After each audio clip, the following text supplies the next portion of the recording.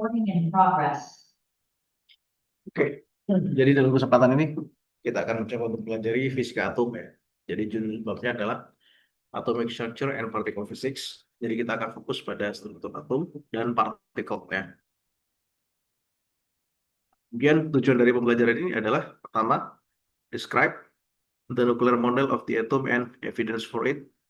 Show an understanding of the nature and properties of alpha, beta, and gamma radiations. Jadi ada radiasi alpha, radiasi beta, dan radiasi gamma ya. Dari sini nanti ada understand that in alpha and beta decay, a nuclide change into different nuclide. Jadi nanti ada istilahnya reaksi nuklir di sini ya. Jadi ketika nuklir inti atom itu mengalami peluruhan alfa atau peluruhan beta ya, maka dia mengalami perubahan bentuk atau terbentuk nuklida yang lain. Kemudian recognize that there are two class of subatomic particles, yaitu lepton and hadrons. Jadi ada dua partikel subatomik yang utama ya, yang kita kenal sebagai lepton dan hadrons gitu.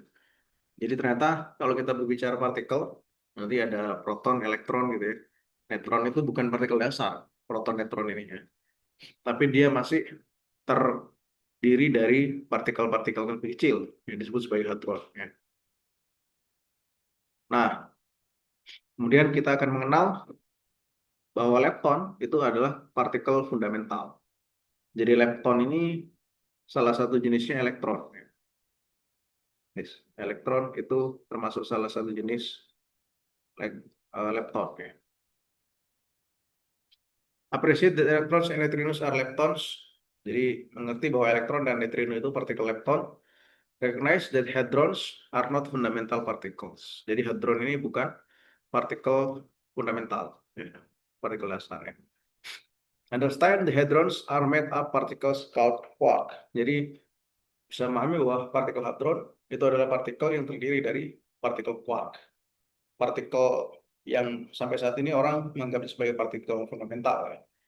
Meskipun banyak teori yang dipropos dalam fisika itu macam-macam tuh, ada teori yang mengungkap ya bagaimana penyusunan alam semesta yang pada dasar. Okay, before we start, try drawing the structure of atoms. Suggest why in the late of 19th century, physicists felt that atoms were not the basic building blocks of matters and that the atoms themselves had an internal structure. Discuss your ideas with your fellow students. Kemudian di sini ada istilahnya proses radioaktivitas. Jadi radioactivity itu contohnya adalah sifatnya sangat penting ya dalam dunia rekayasa maupun kedokteran gitu ya. Jadi di dalam dunia engineering, dalam dunia teknik ataupun dalam dunia kedokteran. Ini tentunya untuk mengobati ya pasien-pasien gitu ya dengan menggunakan prinsip tools fisika nuklir. Salah satunya adalah penemuan X-ray ya, yang sangat penting pada tahun 1950 ya. Jadi kemudian sifat-sifat yang lain ya, radioaktif ini bisa bersifat kontaminasi ya. Jadi perlu berhati-hati bagaimana untuk menggunakan material ataupun benda-benda yang sifatnya radioaktif. Oke. Worker at nuclear power station is checks for any radioactive material on his body. Jadi dicek dulu di dalam tubuhnya ini ada material radioaktif atau tidak. Gitu.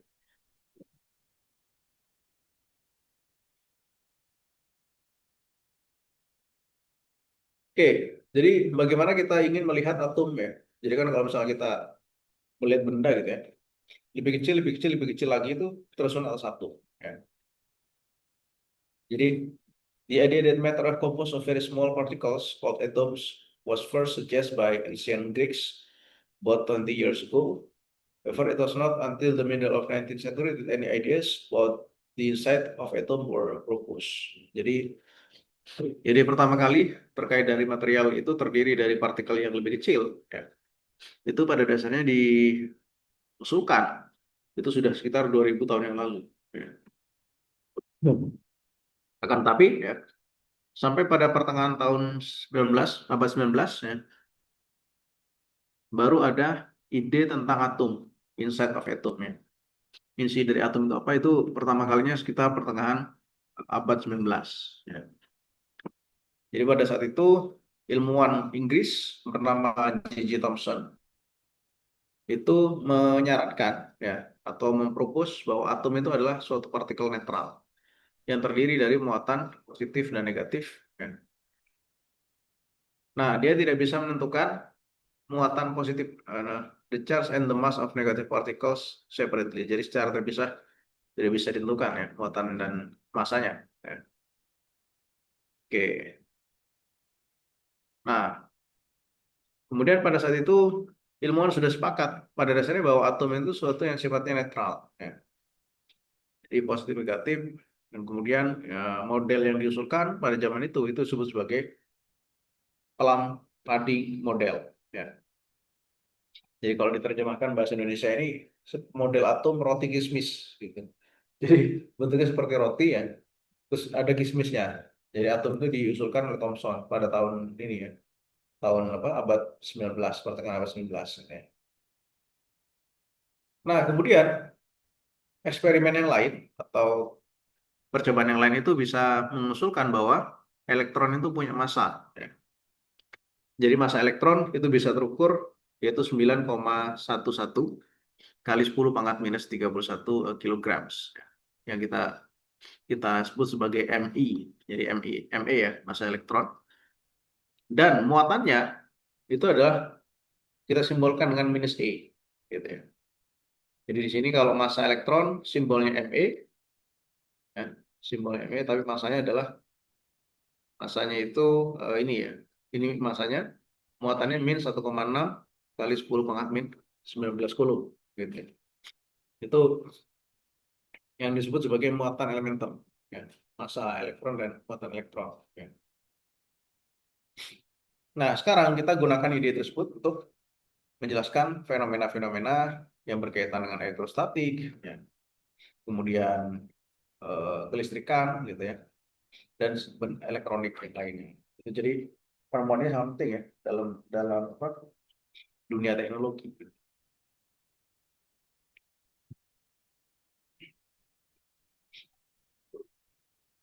Oke, kemudian hamburan partikel alfa dan inti ya. Jadi pada awal abad ke-20 ya, banyak fisikawan yang menginvestigasi penemuan fenomena radioaktif. Jadi di sini dikatakan bahwa unstable nuclei emits radiation. Jadi kalau ada suatu inti atom yang tidak stabil, maka dia akan mengemisikan radiasi, gitu ya. Jadi contohnya apa? Uranium, gitu ya. Uranium itu eh, partikel yang tidak stabil atau salah satu unsur yang tidak stabil. Jadi pada akhirnya nanti dia akan mengemisikan, ya, disebut sebagai partikel alfa. Ya. Nah, one kind of radiation that found disebut sebagai alpha particles, ya, partikel alfa. Gitu. These alpha particles were known to have a similar mass to smaller atoms, such as hydrogen. Ya. Jadi massa partikel alfa itu memiliki massa yang hampir sama ya, atau similar mirip dengan massa atom yang lebih kecil. Contohnya adalah hidrogen, atom hidrogen ya. Terus ada atom helium, hidrogen, helium,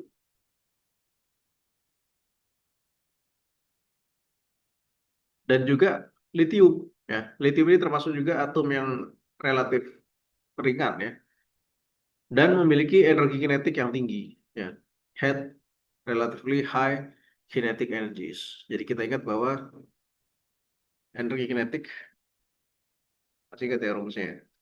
Setengah massa kecepatan kuadrat. Jadi dia bergantung pada massa dan kecepatannya. Ya. Atau kalau dalam satuan momentum P kuadrat per 2M gitu ya. Jadi M-nya, P-nya itu momentum, massanya M gitu ya. Hence, they were useful in experiments designed to discover the composition of atoms. Jadi ini sangat berguna ya eksperimen untuk menentukan komposisi dari atom. Nah, kenapa pada akhirnya di sini atom helium itu, karena dia kan energi kinetiknya besar kan, dipakai untuk menumbuk. Ya, ibarat kata gini, kita punya benda nih, kita pengen tahu isi benda itu apa, jadi kita pukul, ya, kita pukul pakai benda lain. Nah, cara mukulnya ini supaya ini pecah, berarti apa? Butuh energi kinetik yang besar ya. Nah, karena jadi karena alpha partikel ini dia eh, energi kinetiknya besar gitu ya, maka dipakai untuk eksperimen. Ya. Jadi eksperimen didesain untuk menentukan komposisi atom dan menentukan partikel alfa ini. Ya. Gitu. Oke, di sini kita lihat gambarnya nih. Ernest Rutherford di bagian kanan di Cavendish Laboratory, Cambridge, Inggris. Ya. He had a loud voice that could disturb sensitive apparatus, and so the notice was aimed at him. Ya. Jadi dia sangat apa istilahnya di laboratorium ya relatif sensitif di sini kan. Nah, dari sini kita tahu bahwa pada tahun 1906, while experimenting with the passage of alpha particles through tin mica sheet, ya, plastik mica.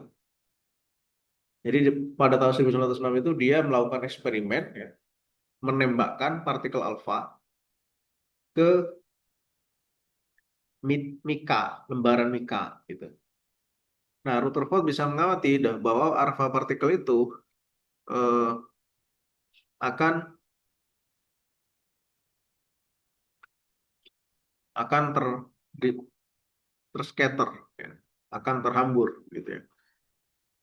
Nah, nah kemudian pada tahun 1911 Rutherford ini menggunakan eksperimen juga bersama Geiger Marsden ini ya dari University of Manchester ya.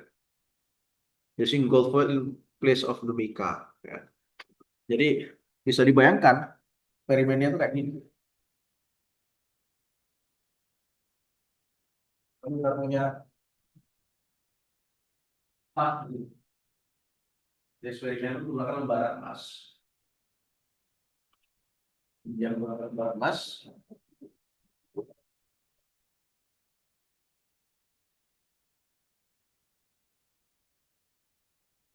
jadi lembaran emas ini kayak gini. Jadi pada tahun 1911, Rutherford carried out the full experiment with Hensley and Pascal dari Universitas Manchester menggunakan gold foil, menggunakan tempengan emas, ya, dengan menggantikan mica. Nah, mereka menggunakan parallel beams of alpha particles.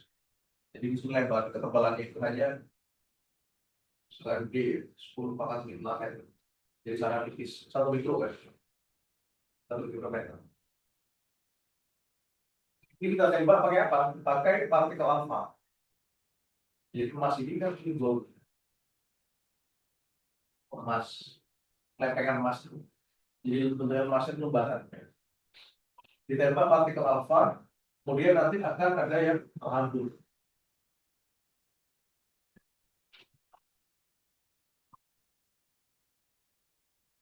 Jadi ada juga yang terdefleksi. Terdefleksi itu kan artinya berbelok. Ya kan?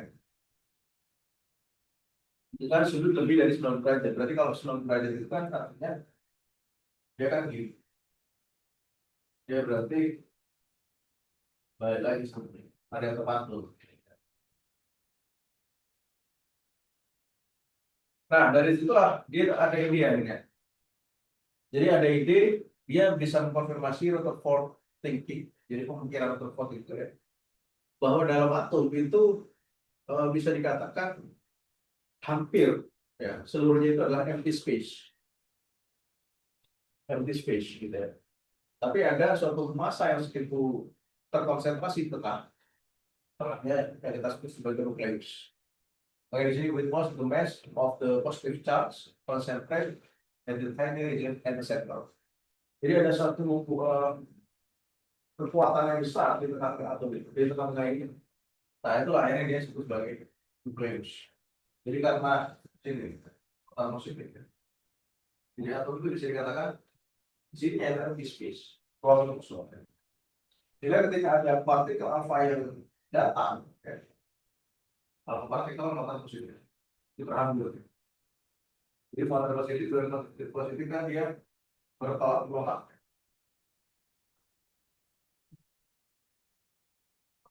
Oke.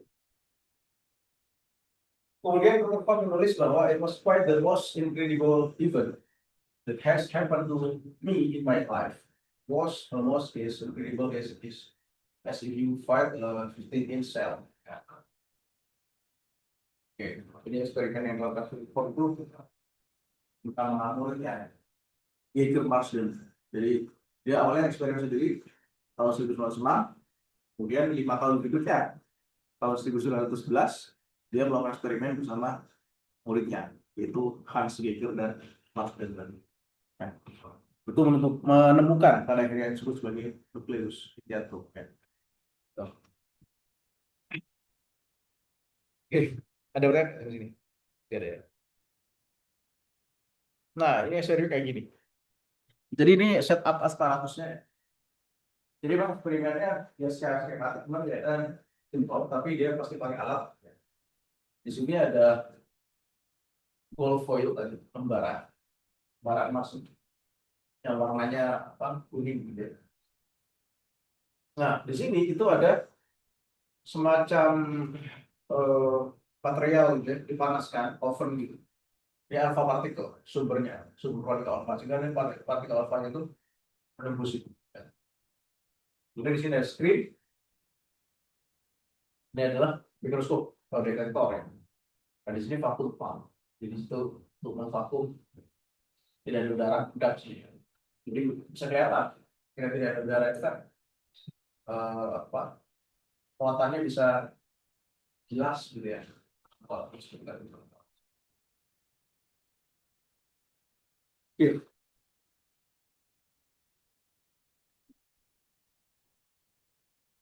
Jadi gambar 15.3 ini menunjukkan aparatus atau seperangkat alat eksperimen alpha scattering, partikel alpha.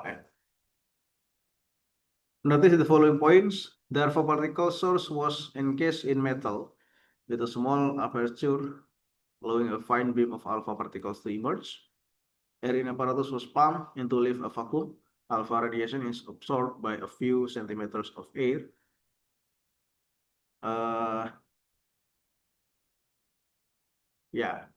The alpha particle were detected when they struck a solid scintillating material.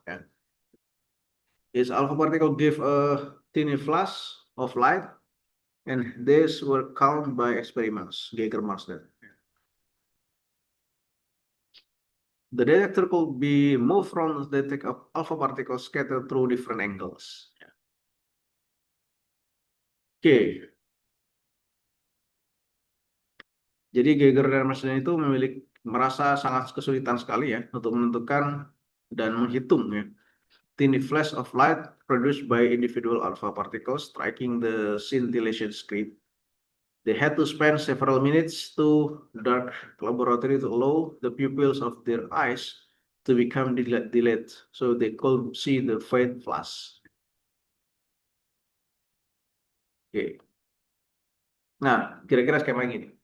Explaining alpha scattering. How can we explain the backscattering of alpha particle by the gold atoms? Jadi gimana caranya gitu ya. Jadi bayangkan ini adalah partikel alpha yang dihasilkan tadi ya, atau dipanaskan gitu ya. Sehingga dia ada sumbernya, sumber partikel alpha. Nah, kemudian dia ini menuju suatu atom di sini ya. Atom emas tadi ya. Dengan lempengan emas itu terdiri dari atom aurum emas. Nah, karena ada tolak menolak antara inti atom dengan partikel alfa, dia akan terhambur. Ya. Jadi ada yang terhambur ke sana, ada yang ketika dia bertumbukan balik lagi, gitu ya. Jadi nabrak terus mental, ibaratnya kayak bola gitu ya. Jadi nabrak bola yang besar, maka bola yang kecil akan mental. Gitu.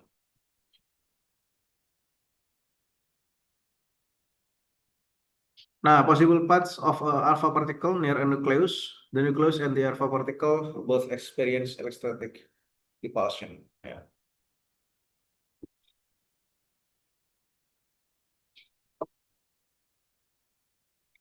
Rutherford formation that the large deflection of alpha particle must be due to a very small charge nucleus.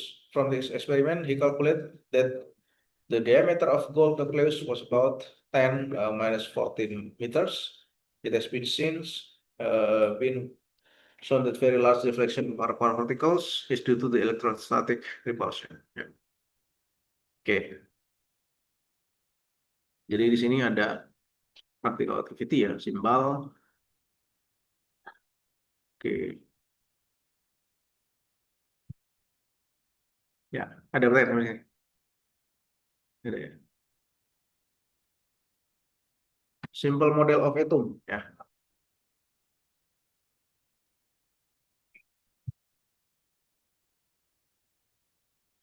Jadi simple model of atom after Rutherford has present his findings, the nuclear model of the atom gain rapid acceptance. Jadi ternyata setelah Rutherford itu mempresentasikan penemuannya, model inti ya, dari atom itu akhirnya bisa diterima ya. Bisa diterima dengan cepat. Awalnya kan teori Thomson kan. Thomson tadi bilang bahwa atom itu kayak plum pudding. Positif, negatif, positif, negatif, positif, negatif, dan seterusnya gitu ya. Jadi kayak roti kismis, muatan-muatannya tersebar merata. Tapi semenjak penemuan Rutherford ini terkonfirmasi bahwa model atom itu tidak seperti ini. Ya. Atom itu modelnya adalah ada suatu bagian keras di tengah dan bagian paling padat, gitu ya. Itu yang disebut sebagai inti atom atau nukleus, atau ya nukleus itu inti.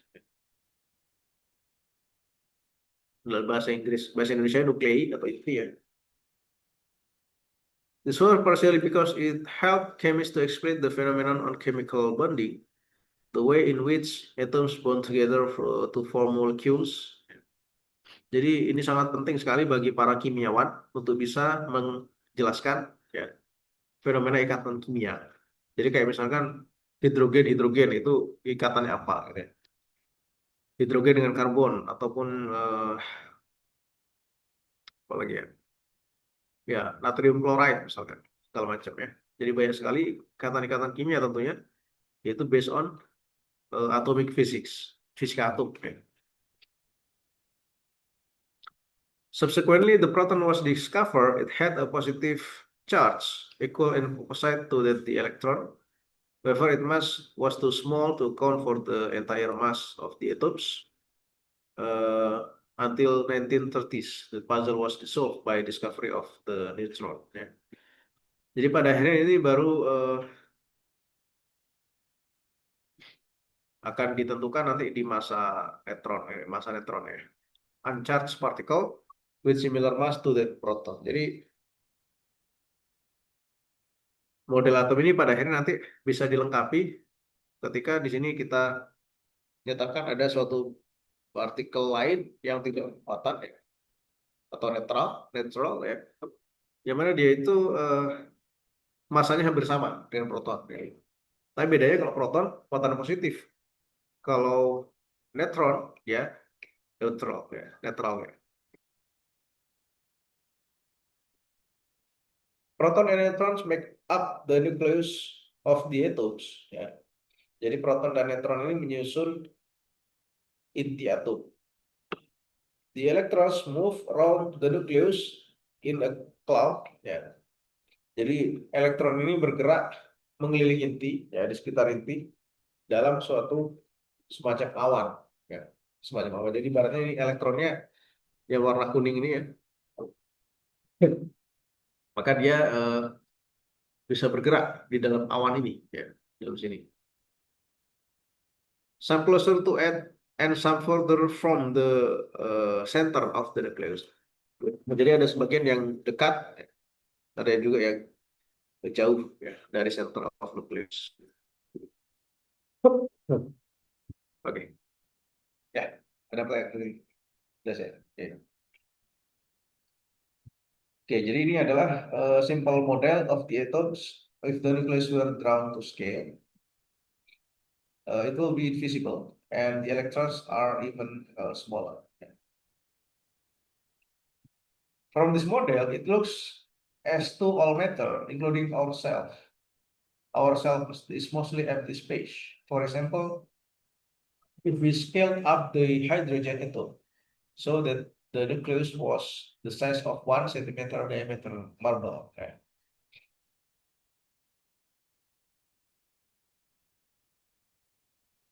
Jadi bayangin ini ya. Jadi dari model ini sebenarnya kita bisa bisa apa membayangkan ya model atom hidrogen. Kalau kita punya satu kelereng, ya, kelereng ukurannya 1 cm gitu. Jadi bayangkan elektronnya itu seukuran lapangan bola gitu. Jadi gede kan ya. Jadi ininya gede, gak main-main di sini ya. Jadi misalnya ini atomnya nih segede kelereng gitu ya. Atau sekumpulan kelereng dalam satu wadah. Nah ini segede lapangan bola gitu. Lingkarannya. Jadi bayangkan ada kelereng di tengah lapangan bola. Berarti kan gede banget sebenarnya atomnya gitu ya.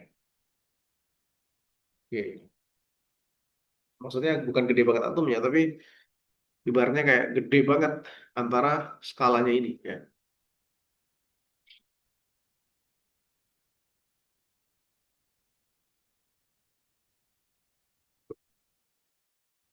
Okay, the scale of things. It is useful to have an idea of the approximate size of typical particles. Nah, di sini ada radius proton, radius neutron itu sekitar 10 pangkat minus 15 meter ya. Kemudian ada lagi radius of nucleus itu 10 pangkat min 15 sampai 10 pangkat min 15 meter ya. Radius atom itu 10 pangkat min 10 meter ya. Size of molecule ya, ukuran dari molekul itu sekitar 10 pangkat min 10 sampai 10 pangkat min 6 meter ya. Jadi ukuran molekul itu sekitar 1 mikro ya, atau skala nano misalnya. 10 kali 10 kan 0,1 nanometer. Nah, makanya sekarang ini juga apa sangat familiar, sangat terkenal material nano ya. Jadi material nano itu material yang ukurannya sekitar 10 pangkat min 9 meter dan itu sangat berguna sekali dalam teknologi.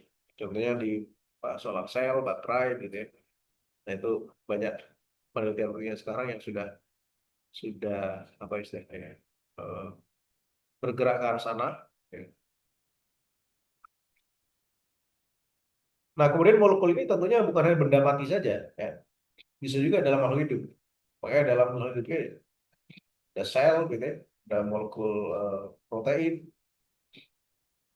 Nah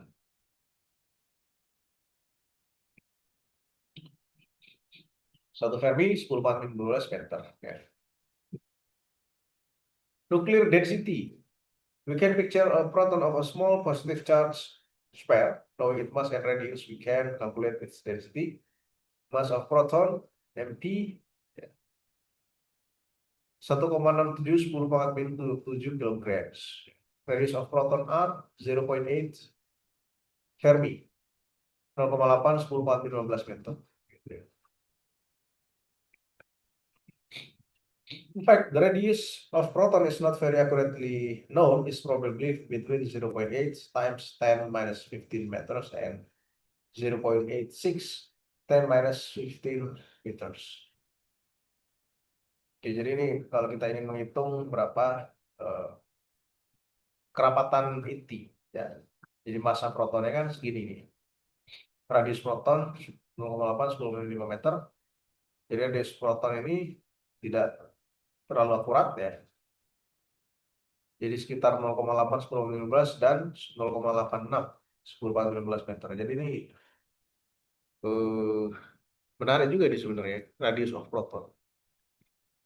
Jadi ada orang juga meneliti berapa jari-jari dari proton. Ya.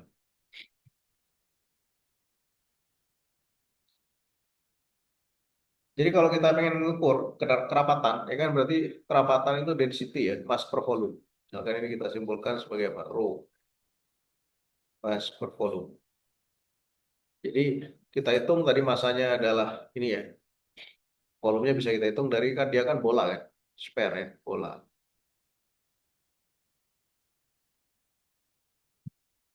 Maka volumenya adalah 4/3 pi R pangkat 3. Kita masukkan dalam rumus ini kan. Oke.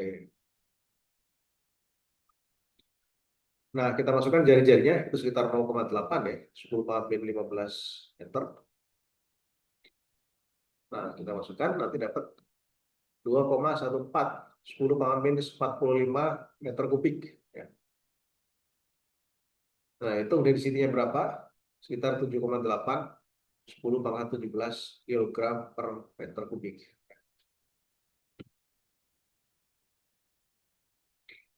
Jadi proton itu sebenarnya besar ya density-nya ya. 7,8, 10 pangkat 17 atau sekitar 10 pangkat 14 kilogram dalam 1 meter kubik. This is also density of neutron and atomic nucleus because nuclei are made of proton and neutron held closely together. Compare the density of nuclear material with the water whose density is 1000 kilograms meter cubic. The nucleus is 10 power 15 times as dense. Jadi jauh lebih rapat daripada air. Nuclear matter, the size of a tiny grain of sand would have the mass about 1,000,000 tons. This is the consequence of the fact that nucleus occupies only a tiny fraction of the volume of an atom. Jadi makanya di sini dia hanya menempati sedikit bagian dari atomnya. The remainder is occupied by the cloud of orbiting electron, makes up less than 1,000.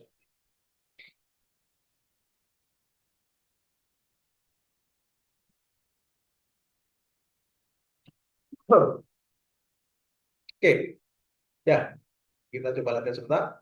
Kerjakan nomor 3 ini. Oke, ya coba sebentar ya. Peruntukan nomor 3, oke.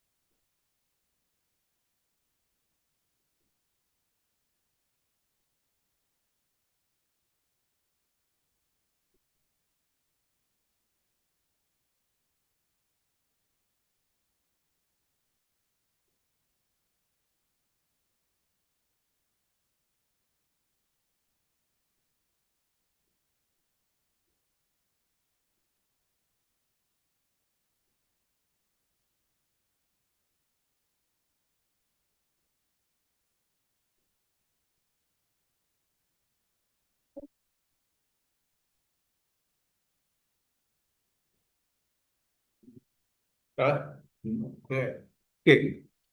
Jadi mass had a gold has a density of 19,700 kilograms. Mass of 19 grams of gold contains 6.02 times 10^23 atoms. Ya. Use this information to estimate the volume of a gold atom and hence its radius. State any assumptions you make. Ya. Jadi di sini bisa kita bayangkan kita punya suatu mass, ya. Suatu mass yang punya kerapatan massa. eh, jadi bayangkan ada mass gitu ya. Oh, mass 19.700 kilogram per meter kubik. Nah, kemudian massa berarti kan satu mol itu kan terdiri dari 6,02 kali 10 pangkat 23 tons. Jadi satu molnya ini massa dibagi AR-nya kan. Ya. Jadi massanya emas ini adalah 193 gram per mol. Ya. Itu massa AR-nya emas, atom relatif, nomor massa atom relatifnya 193 gram per mol.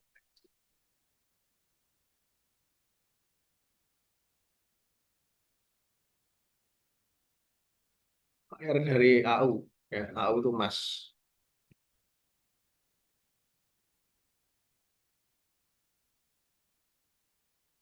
Nah,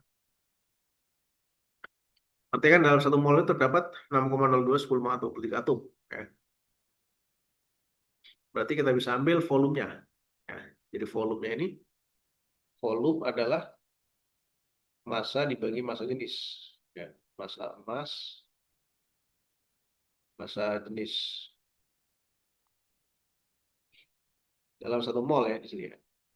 Dengan massa emasnya kan 193 nih. Dibagi, ini kan gram ya. Berarti kali 10 min 3 kilogram dibagi 197,00. Nah, berarti berapa ini? 193 dibagi dengan 19.700. Gitu ya.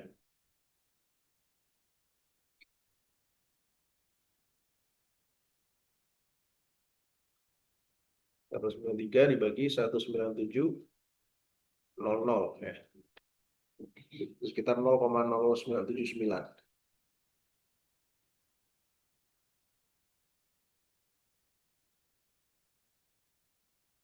Atau 1,239,8 lah ya.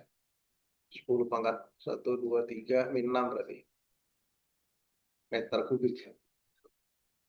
Jadi dalam isi segini itu terdapat atom segini.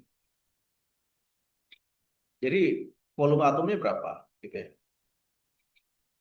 Volume atom. Ya.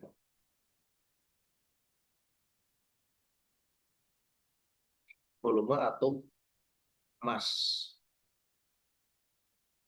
Itu adalah 9,8 10 pangkat min 6 dibagi dengan 6,02 kali 10 pangkat 23.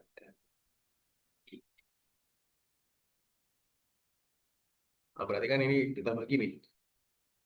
9,8 dibagi dengan 6,02 ya. 1,628 ya. Kali 10 pangkat min 29. Itu meter pangkat 3. Itu volume atom emas. Nah, dapat ini kan. Dia kan minta berapa volume atom emas. Ya.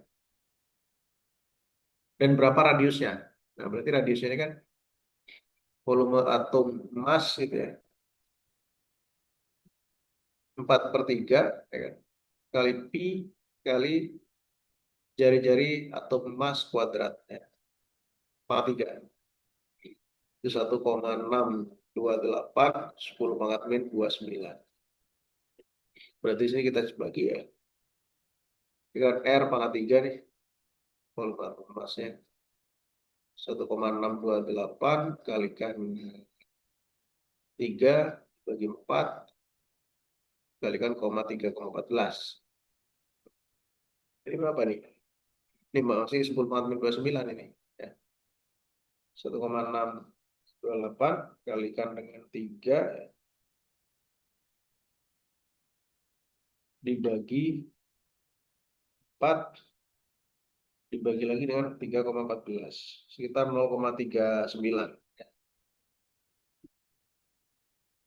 10 pangkat min 29 atau R emas pangkat 3 itu adalah 3,9 kali 10 pangkat min 30.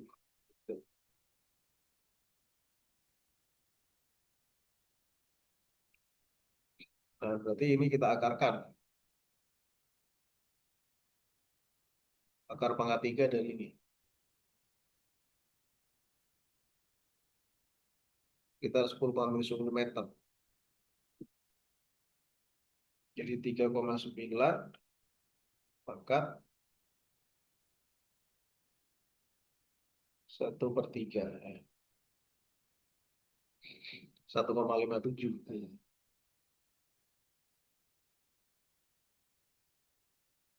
Nah, 10 pangkat min 10 meter. Oke, ini jawaban yang penting. Jadi langkah pertama adalah cari dulu volume ininya ya, volume emasnya. Nah, baru nyari volume atom emas. Nah, beda ya, volume emas sama volume atom emas.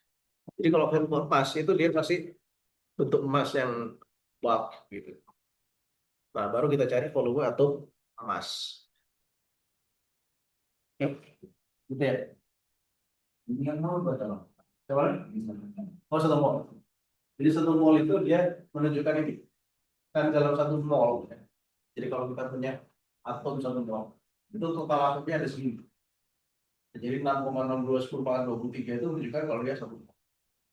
Oh, ini maksudnya. Jadi massa ini itu airnya dia. Massa sirkular. Oke, cek. Kita lulusnya dari sini. Ini baru bawah.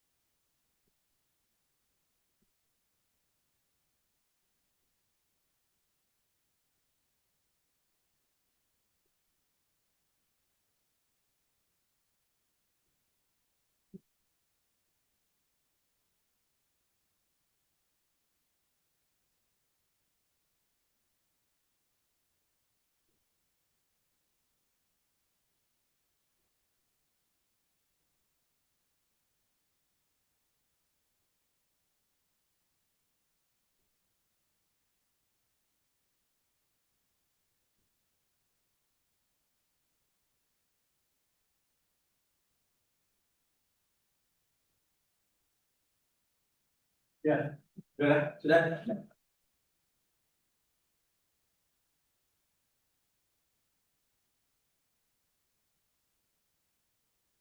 Oke, jadi tadi kita sudah mencoba untuk menghitung berapa radius dan volume dari eh, atom emas ya.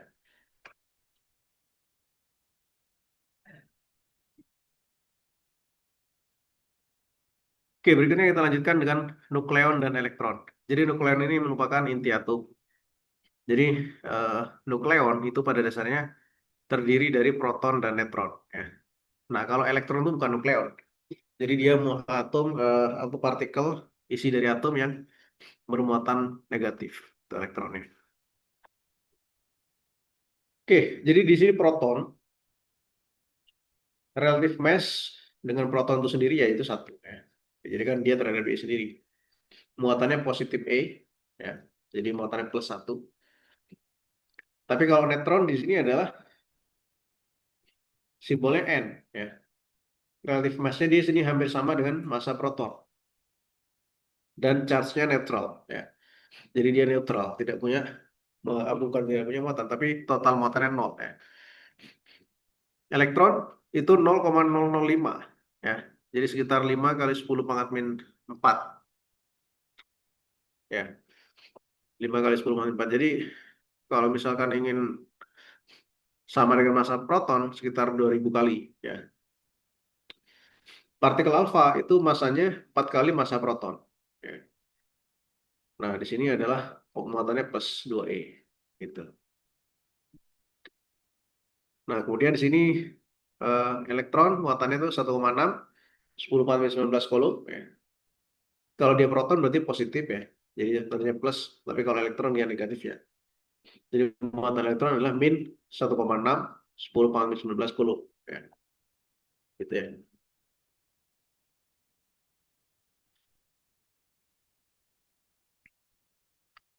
Nah, all nuclei except the lightest from hydrogen contain proton of neutron. Jadi semua inti atom kecuali yang paling ringan yaitu hidrogen. Semuanya itu terdiri dari proton dan neutron ya. Dan masing-masing nukleus itu dideskripsikan dengan jumlah proton dan jumlah neutron dalam dia sendiri. Jadi misalkan apa? Hidrogen ya. Hidrogen itu dia simbolnya satu-satu ya. Artinya di sini dia punya satu proton, satu elektron. Ya. Ini disebut sebagai nomor atom. Ya kan? Tapi kalau helium 24 ya. Nah ini artinya menyatakan jumlah proton. Ya.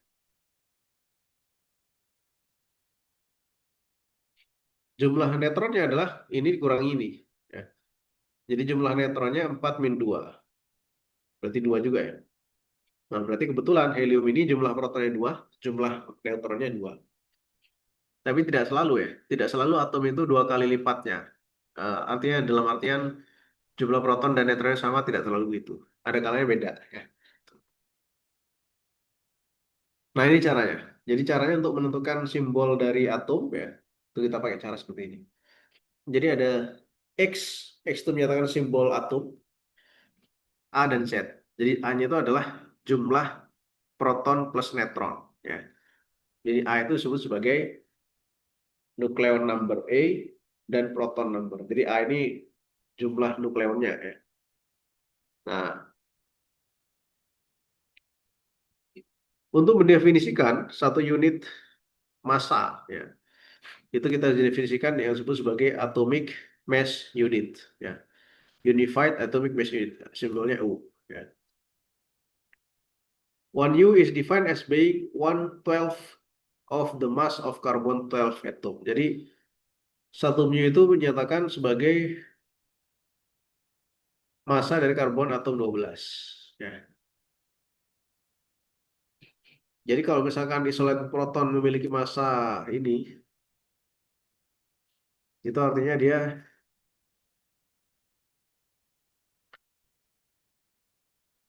6 isolated proton and 6 isolated neutron ya. Jadi 12 gram gitu. Nah, nanti ini akan dieksplor lebih detail di bab 29. The specific combination of proton and neutron is called nuclide. Jadi proton ditambah neutron itu disebut sebagai nuklida. Gitu. The nucleus of any atom can be represented by a symbol for the element. So here as X along with the nucleon number A and proton number Z. Ya. Jadi biasanya atom itu disimbolkan dengan X AZ. X itu menyatakan jumlah nukleon, Z-nya adalah jumlah proton, number of proton. Ya. Oke, contohnya adalah atom oksigen, simbolnya O. Ya. Nukleon number A, proton number Z. Jadi jumlah protonnya 8, jumlah nukleonnya 18. Berarti jumlah neutronnya berapa? 10 ya, karena kan 18 kurangi 8. Ya kan? Nah, gitu caranya untuk menentukan jumlah eh, apa tadi neutron ya. Nah, di sini ada contoh mass AU ya, aurum. Nukleon numbernya 197, protonnya 79. Jadi simbolnya adalah AU 79197. Ya. Kalau oksigen tadi adalah 816 gitu. Uranium simbolnya U. Nukleon number A-nya 238. Proton numbernya adalah 92 gitu ya. Jadi proton and nucleon numbers of some common nuclides is shown in table 15.2 ya.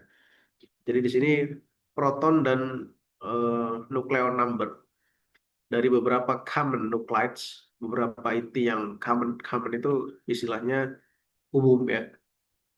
Itu digambarkan di tabel 15.2 ini. Ya. Hidrogen, helium, lithium, beryllium, boron, karbon, nitrogen, oksigen, neon, sodium, magnesium, aluminium, chlorine, kalsium, iron, nikel. Ya. Terus ada lagi bromine, silver, tin, iodine, ya. Cesium, barium, tungsten, platinum, gold, mercury, lead, bismuth, radium, uranium, plutonium, americium. Ya. Oke, nah contohnya ya sekarang tabel 15.2 menentukan jumlah proton dan nukleon dari jumlah beberapa nuklei. Tentukan jumlah neutron dari inti ini ya nitrogen. Nitrogen berarti mana? Nitrogen itu ini ya. Nah, jumlah nukleidanya 14, protonnya 7 berarti berapa? Jumlah neutronnya. 14 kurangi 7. 7 berarti ya. Jadi dia terdiri dari 7 neutron dan 7 proton gitu. Bromin. Bromin itu yang ini. Nomor A-nya 79, protonnya 35. Berarti jumlah neutronnya bromin 79 kurangi 35 ya. 35 tambah 9. Berapa tuh? 35 tambah 9, 44 ya. Ya, berarti ada 44 neutronnya. Ya. Oke, bisa. Oke. Gampang sih sebenarnya, kan? Coba ngurangi-ngurangi aja ya. Nah, coba deh yang silver, gold, dan mercury ya. Oke, coba deh ya. Silver, gold, dan mercury. Silver itu mana? Silver? Ini ya. Oke. Silver, gold, mercury ya. Nah, coba lihat. Kelihatan kok. Dan ya.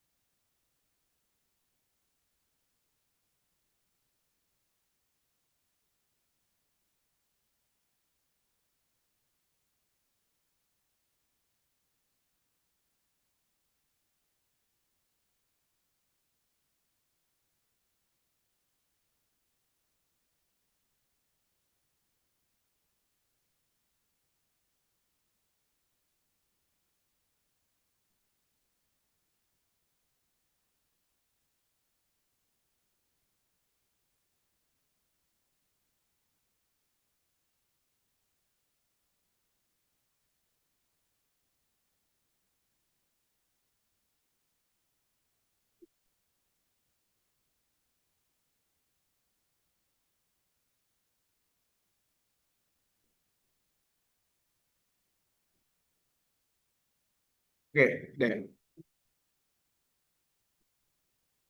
Nah, untuk silver berarti berapa? Ya, 90 ya. 107 kurang 47. Jadi 107,47 minus 0,60 ya. Terus gold, berapa gold? 122 ya. 197 kurang 79,22. Ya, oke. Mercury 122 ya. 122 ya. Oke. Ya, oke, udah bisa ya. Ya, 202.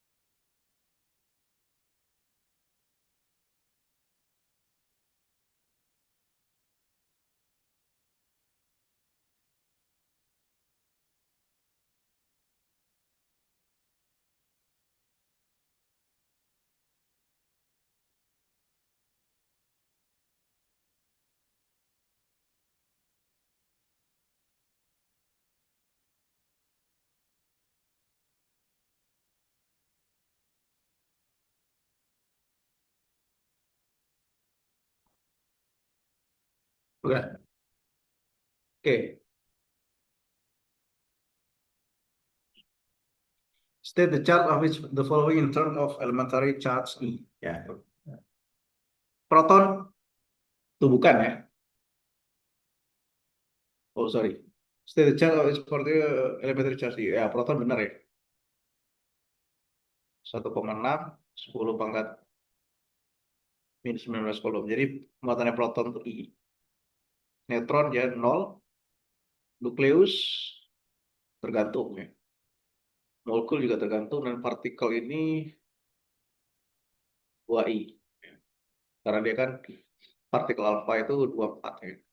Sama seperti helium ya.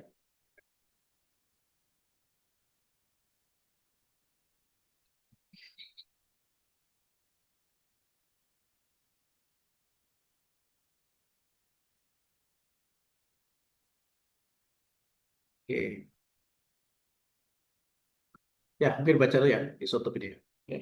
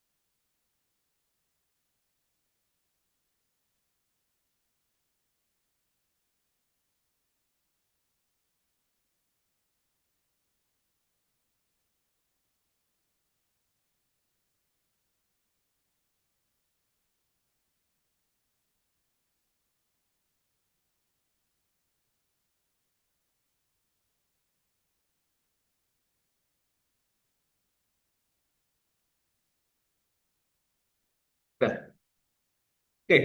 Berikutnya kita bahas tentang isotopes. Ya.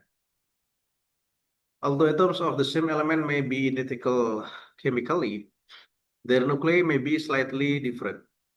The number of protons in the nucleus of an atom determines what element it is.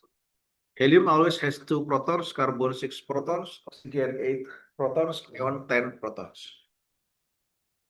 Radium itu punya 88 protons dan uranium 92 proton dan lain sebagainya.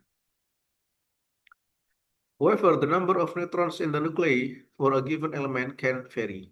Jadi jumlah neutron pada inti atom ya dari beberapa unsur itu bisa jadi bervariasi. Contohnya neon ini ya. Atom neon itu ternyata bisa 1020, 1021, 1022. Nah, artinya apa kalau seperti ini? Berarti kan jumlah neutronnya beda, ya nggak? Kan tadi apa? Yang atas itu menyatakan jumlah proton plus neutron ya. Jadi kan yang ini jumlah neutronnya itu 10. Ya. Jadi 20 kurangi 10. 10. Tapi yang ini jumlah neutronnya berapa ini?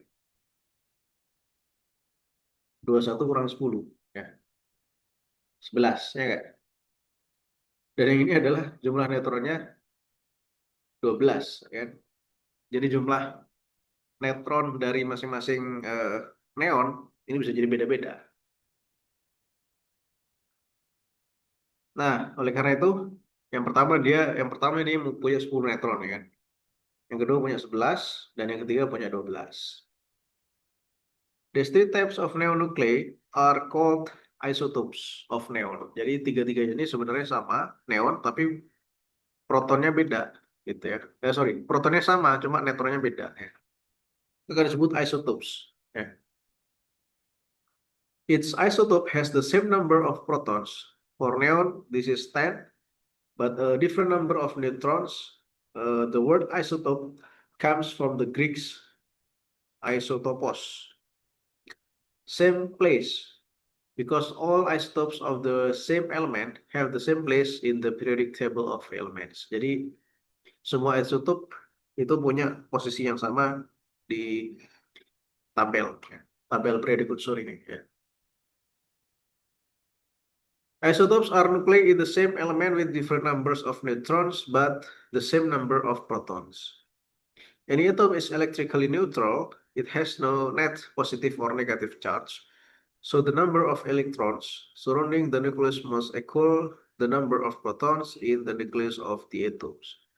If an atom gains or loses an electrons, it is no longer electrically neutral and is called an ion. Jadi kalau atom itu mendapat tambahan atau kehilangan elektron, maka tidak lagi netral. Jadi secara elektrikal, secara muatan listrik dia tidak netral lagi, makanya disebut sebagai ion. Oke, jelas ya di sini. Misalkan apa? Lithium. Lithium kalau dia melepas satu elektron jadi Li plus, gitu kan. Maka dia kalau ini berarti sudah jadi ion lithium karena dia melepas satu elektron. Ya.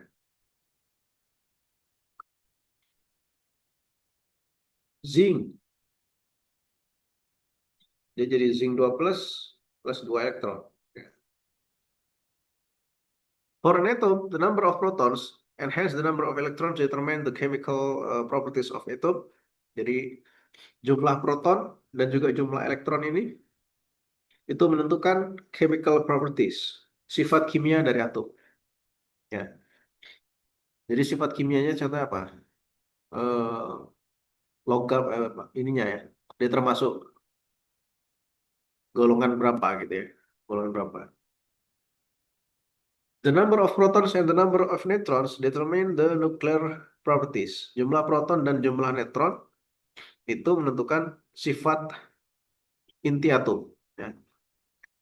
It is important to realize that since a number of protons and therefore the number of electrons and isotopes of the same element are identical, they will all have the same chemical properties but very different nuclear properties.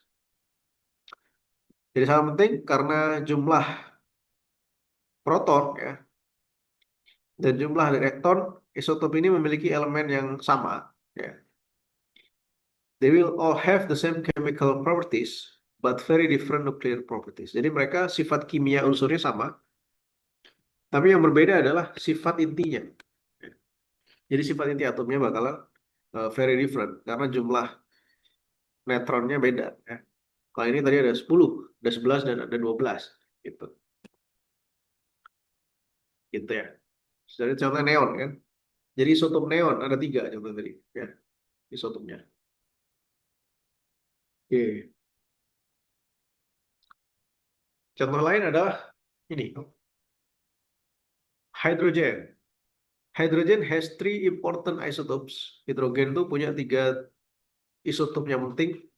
Yang pertama ini disebut sebagai protium, ya, sometimes called protium.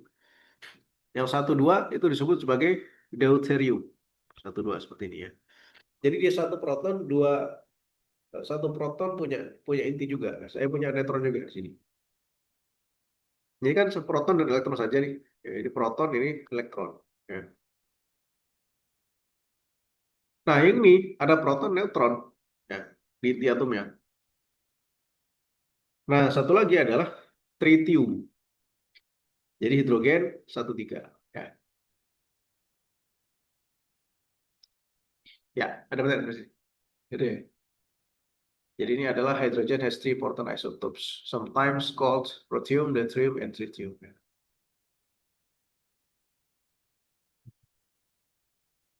Oke,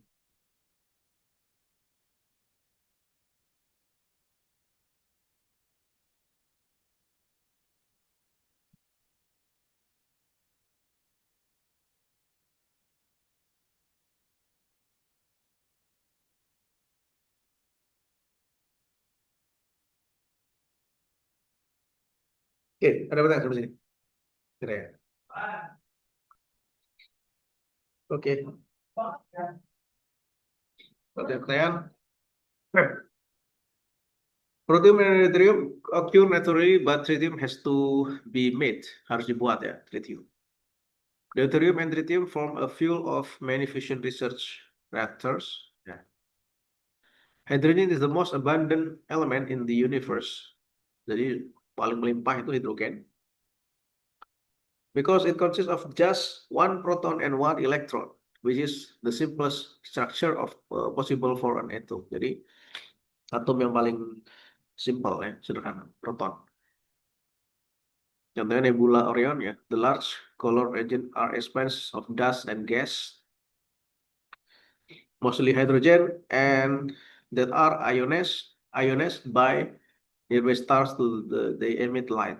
The dark horse heat is where the areas of gas and dust remain atomic form. Okay.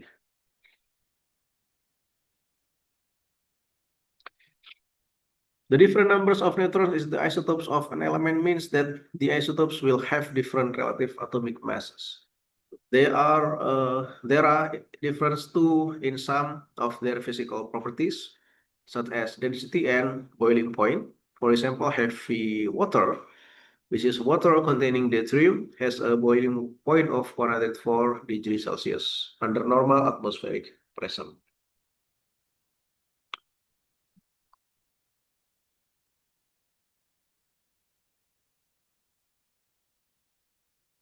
Oke,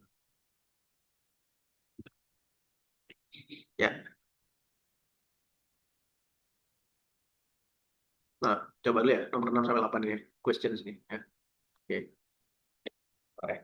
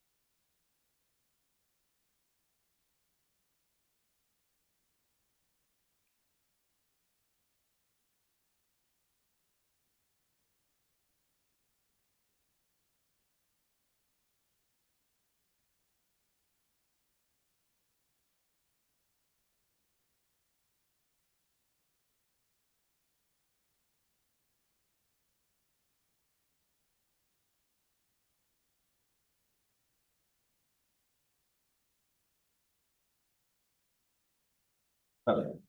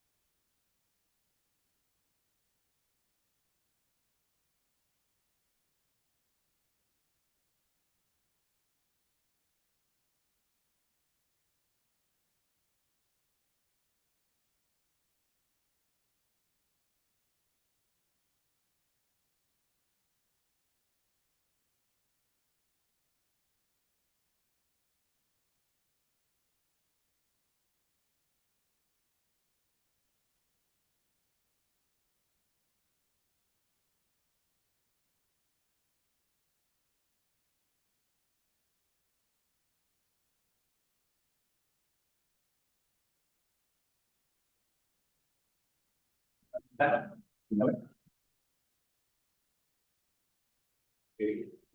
In the grand level A to H, through the LMS was not been never seen to the kan.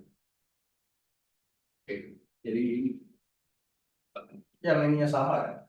Kalian 20, dengan 20. Ya. Terus ini kan artinya jumlah protonnya sama nih. Atom A dengan atom B. So bedanya di nukleonnya 4, 4, 4. Nah, terus 21 dengan ada 22 dan 2, 22, 23, 23. Oke. Nah, atomnya itu apa ya? The different level double A to H, group element A itu and then the using the periodic table. Jadi pertama ini dulu tentukan netronnya dulu ya. Netronnya kan berarti dikurangi kan. Nukleon kurangi proton. Baru kemudian nanti lihat di appendix 3. Berarti ya. Appendix 3 ini mana ya?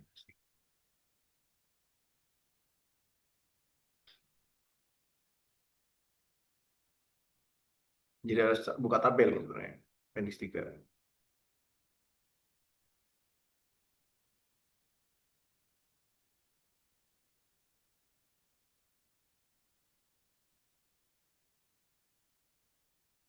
Ini. Oh, harusnya bukan appendix 3, appendix 4 ya. Soalnya tadi yang 20 tadi nomornya 20. 20 itu berarti apa? Ini kalsium.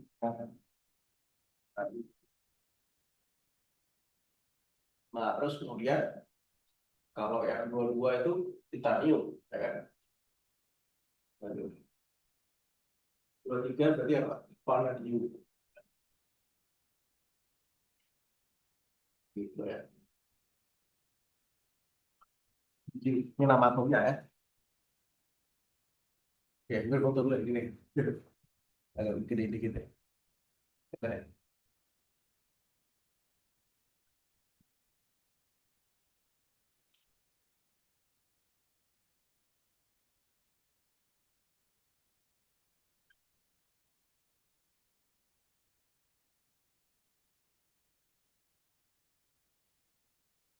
Oke, kita kembali lagi ke soal tadi ya.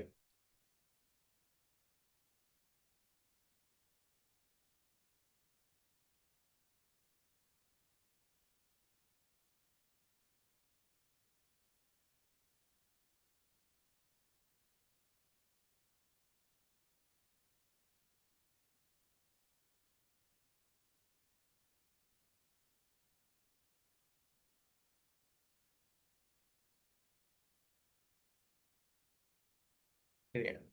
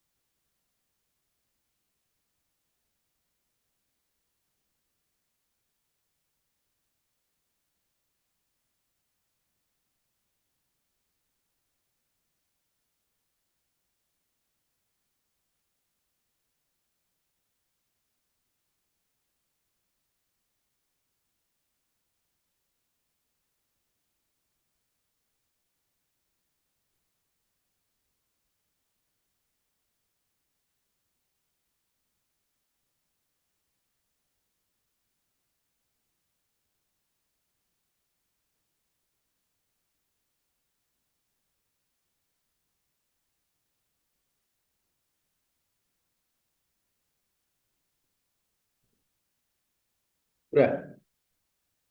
Oke.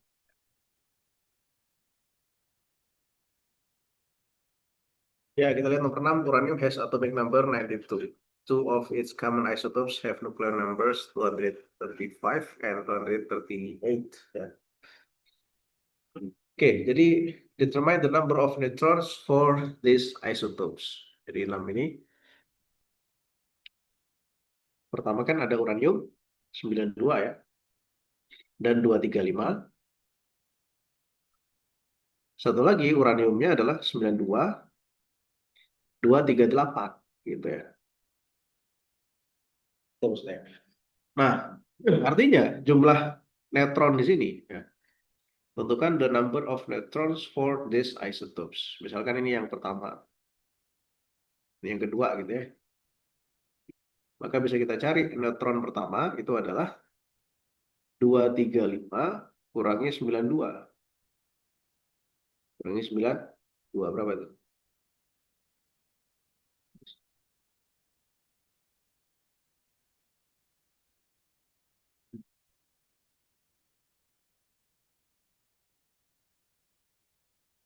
Ya, oh sorry. Like ya. Salah klik.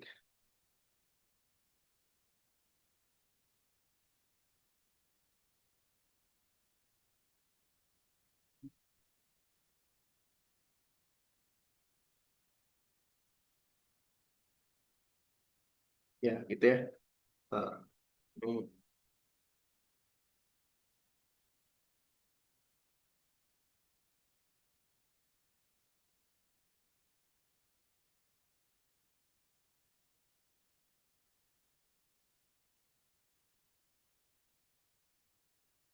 tadi 2015 nih kan. Nah, ini ya.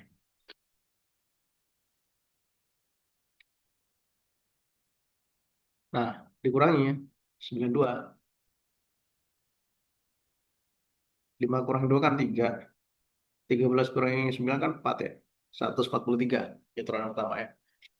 Nah, neutron yang kedua berarti 238 92 6 4 146 berarti ya. Jadi neutron yang pertama 143, neutron yang kedua adalah 145 gitu ya. There are 7 naturally occurring isotopes of mercury with nuclear number and relative abundance. Oke. Di sini kan number of nukleonnya ya. Determine the proton and neutron number for its isotopes. Jadi di sini ada banyak nih tipe. Jadi mercury itu raksa Hg. Dia punya eh, isotop 196, 198, 199 dan seterusnya ya. Determine the proton and neutron numbers for its isotopes. Determine the average relative atomic mass. Average nuclear number of naturally occurring mercury. Jadi di sini kita cari dulu ya nomor atom mercury ya.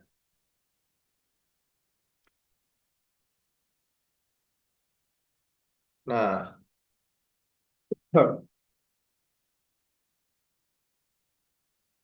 mercury itu kan atomic numbernya 80 ya,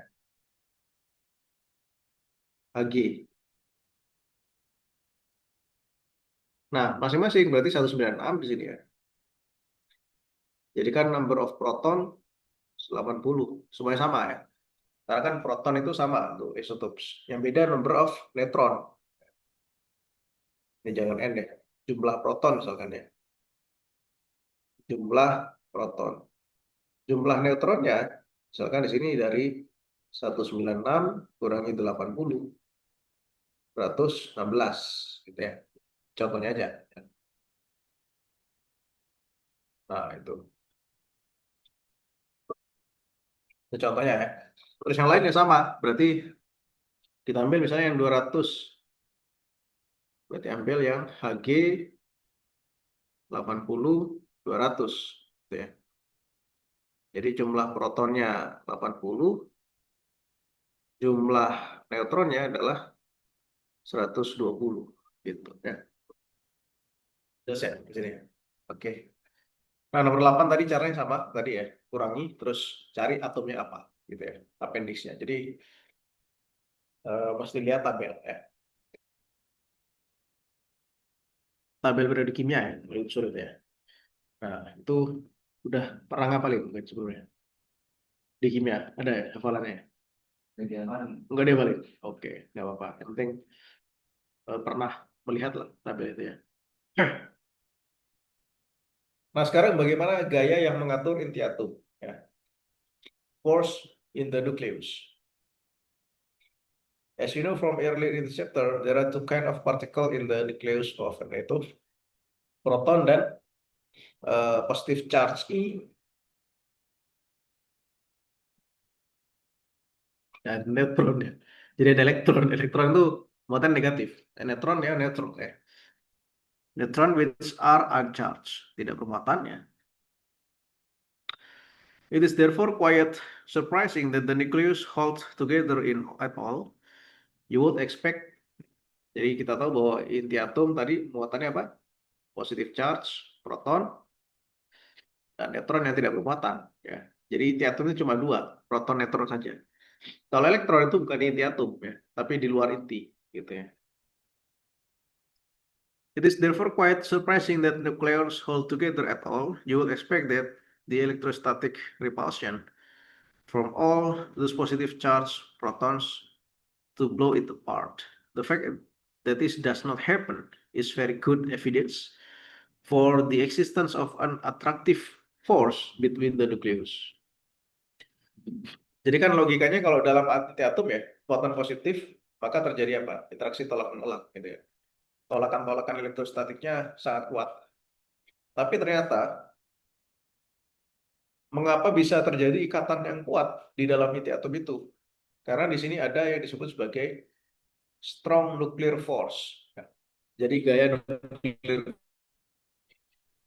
Jadi ada suatu gaya yang bisa mengikat proton neutron itu dalam inti. Ya, itu disebut sebagai strong nuclear force. It only acts over very short distance, 10 minus 14 meters, and it is what holds the nucleus together. Dan ini anak, ini akan menjaga inti tadi stabil. Ya. Jadi itu stabil karena ada strong nuclear force. Ya.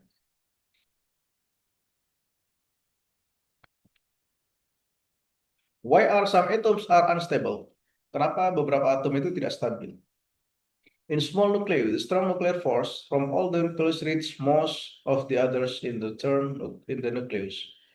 But as we go on the adding protons and neutrons, the balance becomes much finer. Yeah. The longer range electrostatic force affects the whole nucleus, but short range nuclear force of any particular nucleon only affects those nucleons around it. Yeah. The rest of the nucleus is unaffected. Jadi kalau di small nuclei, ya, strong nuclear force ini bisa terjadi di seluruh inti, di seluruh nukleusnya. Ya. Sehingga dia akan balance ya, much finer. Tapi kalau dalam long range, electrostatic force affects the whole nucleus. Jadi kalau intinya itu besar, dia akan terjadi strong electrostatic force, tapi dalam short range of any particular nucleon only affect those nucleus around it. Ya. Jadi ada jarak-jarak dekat itu yang tidak tercover istilahnya, tidak terkena. In large nucleus, the nucleons are not held together so tightly, and this can make the nucleus unstable. Jadi dalam inti yang besar, ya inti atom yang besar tadi, ada bagian-bagian yang tidak terkena dari interaksi kuat, ya. Sehingga ini membuat inti atomnya jadi tidak stabil. Ya. The more protons there are in nucleus, the greater the electric force between them, and we need a few extra neutrons to help keep the protons apart. This is why heavy nuclei have more neutrons than protons.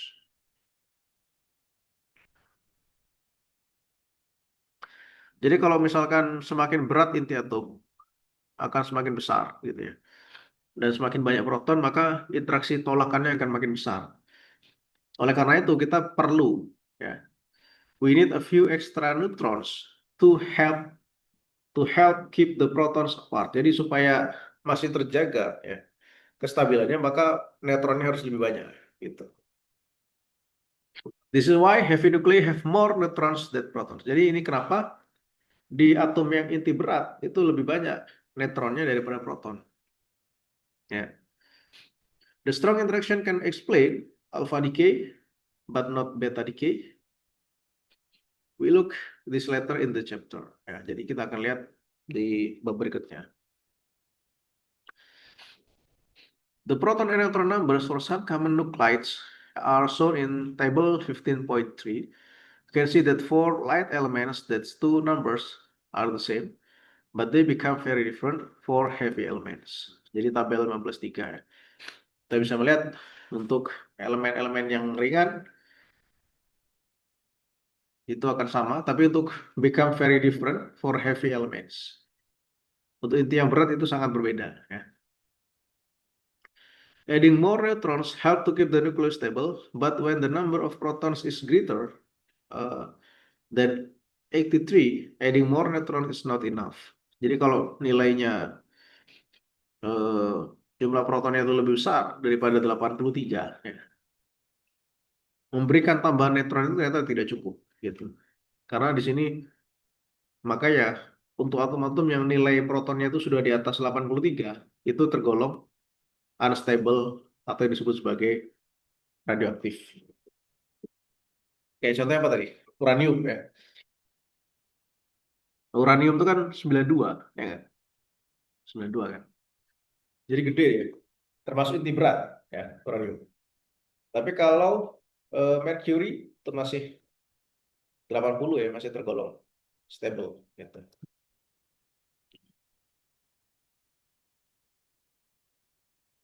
Most atoms that make up our world have stable nuclei. This is, they do not change as time goes by, which is quite fortunate really. However, some are less stable or give out radiation.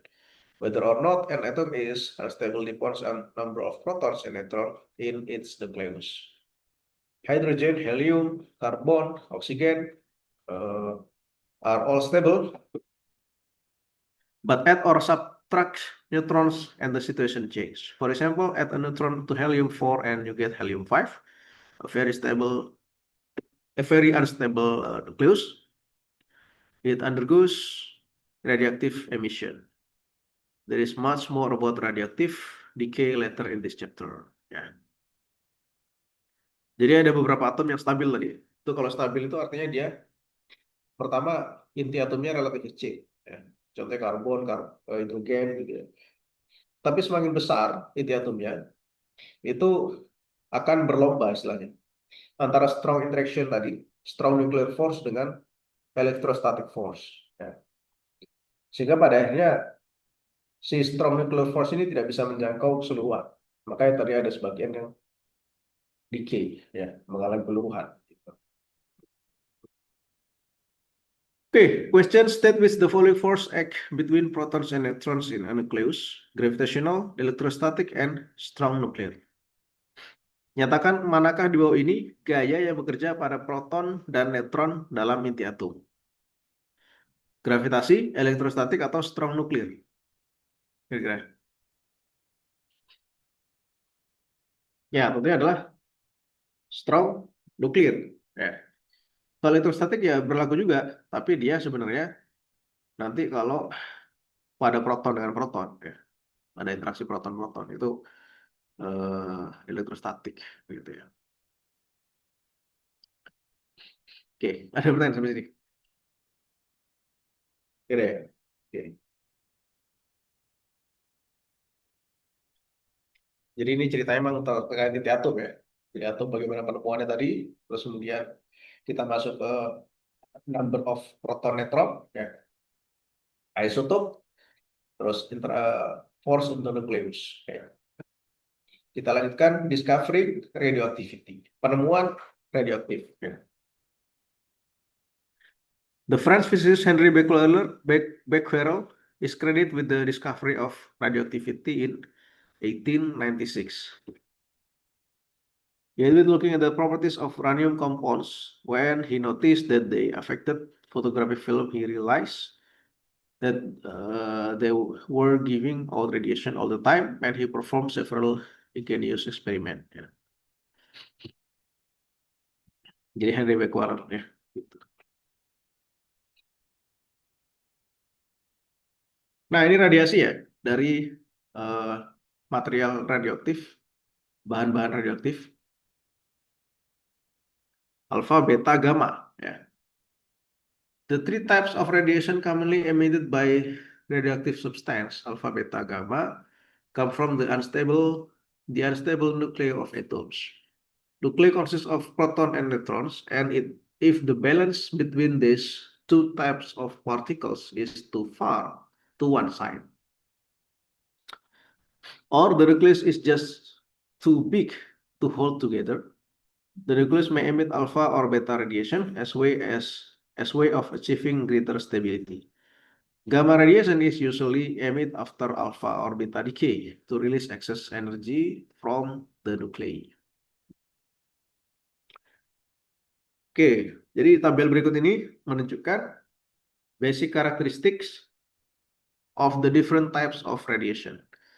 Jadi karakteristik dasar dari tipe radiasi, ya. Jadi ada proton, alpha particle. Jadi ada radiasi alpha, radiasi beta. Beta ada dua ya, beta positif, beta negatif, dan radiasi gamma. Ya. Jadi tipikal partikel alpha itu simbolnya helium, alpha atau 2 helium 24 gitu ya. Jadi masanya besar, 4 kali massa proton, dan muatannya itu 2E. Ya.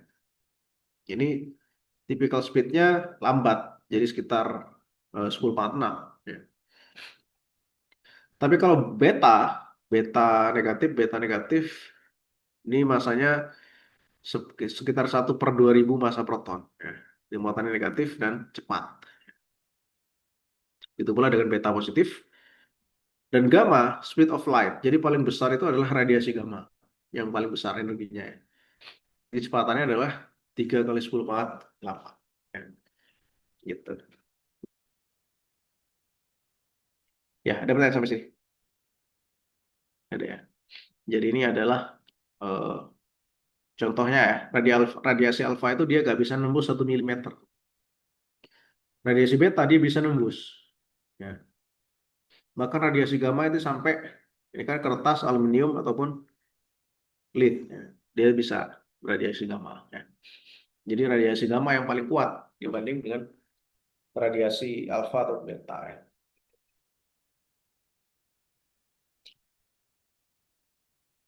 Oke deh, mungkin nanti kita lanjutkan lagi ya. Bahasanya di pelajaran fisika pekan yang akan datang ya. UASnya kapan, Dre? Belum ada ya? Minggu kedua. Kedua ya? Oke. 2 minggu lagi ya. Oke deh, itu dulu. Terima kasih atas perhatiannya. Selamat malam ya.